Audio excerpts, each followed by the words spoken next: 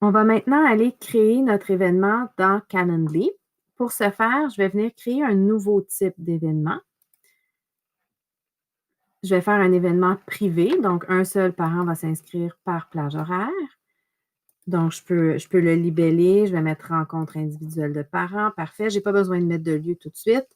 Je peux aussi inscrire une petite description pour les parents avec quelques petites informations en fonction de comment vos rencontres auront lieu. Donc, dans mon cas, je vais leur demander de me rejoindre dans Teams et de patienter dans la salle d'attente. Je peux choisir une couleur et je vais faire suivant. Maintenant, je vais venir choisir ma durée de l'événement. Donc, chaque plage horaire va durer 15 minutes et je vais aller spécifier dans mon calendrier quels jours vont avoir lieu mes rencontres. Il y a plusieurs façons de faire ceci. Moi, ce que je préfère faire, c'est simplement effacer les périodes de disponibilité. Donc, je vais me mettre indisponible à tous les jours. Donc, ici encore, je suis indisponible, appliqué à tous les mardis. Indisponible. Donc, je vais juste, ça prend quelques clics, mais ça vide mon calendrier, puis je trouve ça un petit peu plus facile de me retrouver ensuite. Donc, une fois que mon calendrier est vide, je vais aller trouver ma journée de rencontre. Donc, pour moi, ça va être le 4 novembre. Donc, je vais cliquer le 4 novembre et je vais ajouter un nouvel intervalle de disponibilité. Par exemple, de 15h30 à 17h. Et ensuite, je vais me donner une heure de souper et je vais rajouter un autre intervalle de 18h à 21h, par exemple. Et ça va être appliqué seulement au 4 novembre. Je vais faire aussi le jeudi matin, donc un nouvel intervalle de 8h30 à midi. Donc, ça va être mon autre disponibilité. Et je vais l'appliquer uniquement au 5 novembre. Donc, mes plages horaires sont prêtes.